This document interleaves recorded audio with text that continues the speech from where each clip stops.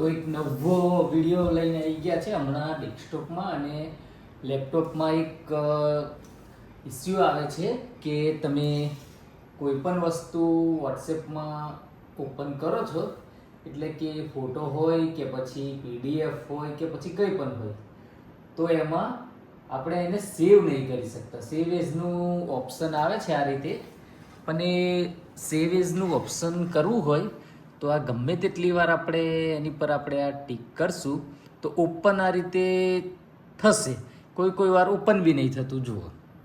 અને આ સેવ એઝનું ઓપ્શન આવશે તો સેવ એઝ કરશું તો ઓપન નહીં થતું. આની જગ્યા પર આપણે ફોટો કદાચ લઈ દેખીએ તો ફોટો લઈએ તો પણ એવું આવતું નહીં. તો એ 3-4 દિવસથી આ ઇસ્યુ ચાલુ છે. તો એ શેના માટે છે તો એના વિશેનો આ વિડીયો બનાવ્યો છે આપણે. તો આ એક ફોટો છે એટલે કે આ ટાઈમ ટેબલ જ છે આપણે જાહેર રજાઓનું. તો આ ક્લિક કર્યું તો આ રીતે ખુલી ગયું જુઓ. હવે એને આપણે અહીંયા ઉપર જઈને સેવ એઝ પર જઈશું, બરાબર. ક્લિક કર્યું, સાઈડ પર આવી ગયું સેવ એઝનું આવશે. સેવ એઝ પણ સેવ થતું નથી કે સેવનું ઓપ્શન આવતું નથી. હવે એની જગ્યા પર આપણે કોઈક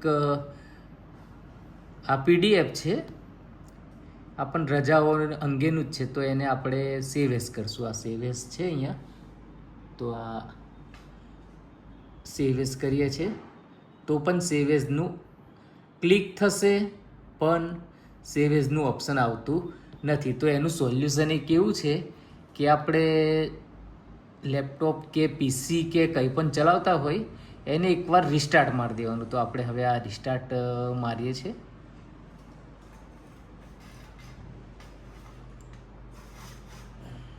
તો તમે જોડાયેલા રહેજો.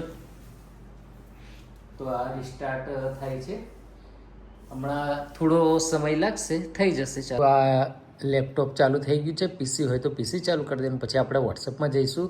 તો વોટ્સએપમાં જઈશું ને આપણે પહેલાં ફોટોનું ટ્રાય કરીએ. તો જો આ રીતે આપણે વોટ્સએપ આપણું ચાલુ થઈ જાય છે. હવે આપણે એક ફોટો પહેલાં આપણે આ પીડીએફ કરીએ. તો આ ઓપન જ છે પીડીએફ, તો એને આપણે આ ઓપન કરીએ છીએ તો હમણાં ઓપન થઈ જશે. તો જો આ ઓપન થવાનું ચાલુ થઈ ગયું છે. આ થઈ ગયું છે ઓપન. તો આ પ્રમાણે પીડીએફ ઓપન થઈ જાય છે. હવે આપણે એનું સેવ કરવાનું ઓપ્શન રાખીએ. ચલો, આ સેવ એઝ છે તો સેવ એઝ પર જઈશું, બરાબર. તો આ સેવ એઝ આવી ગયું તો એને આપણે સેવ કરી દઈશું. થઈ ગયું તો આ પ્રમાણે થઈ ગયું. હવે આપણે બીજો એક ફોટો કે હોય એનું ચેક કરીએ. તો આ ફોટો છે આપણે અમારે પ્રવેશોત્સવ થયો હતો એનું આ પેપરનું ન્યૂઝ હતું એનું છે. તો આ રીતે આ ફોટો ખુલી ગયો. હવે એને ફરીથી આપણે અહીંયા સેવ એઝ પર જઈશું.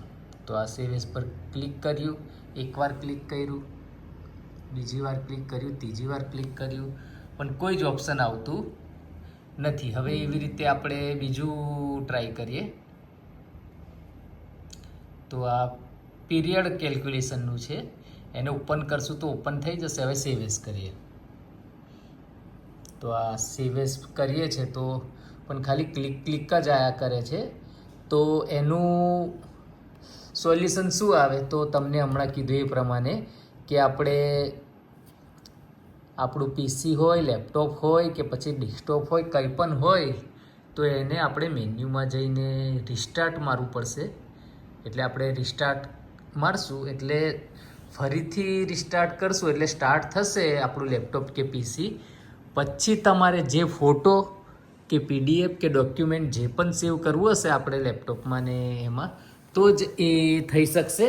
તો એ આ એક 3-4 દિવસથી આવું ઇસ્યુ આવે છે. અમારે 3-4 દિવસથી કામ કરીએ છીએ સ્કૂલમાં પણ કંઈ ખાસ થતું નથી. એટલે વિચાર્યું કે ચલો આના વિશે થોડુંક જાણકારી મેળવી લઈએ.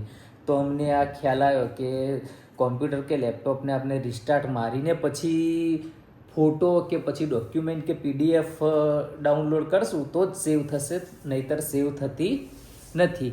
તો આપણે 3 વાર ફોટો કે 3 વાર કે 4 વાર PDF ડાઉનલોડ કરવી હોય તો 4 થી 5 વાર રિસ્ટાર્ટ મારવું પડશે. એટલે કે જેટલી વાર આપણે ડાઉનલોડ કરવું પડશે એટલી વાર સેવ કરવું હોય એટલી વાર આપણે રિસ્ટાર્ટ મારવું પડશે આપણું PC. તો આ વોટ્સએપમાં હમણાં 3-4 દિવસથી આ ઇસ્યુ આવે છે.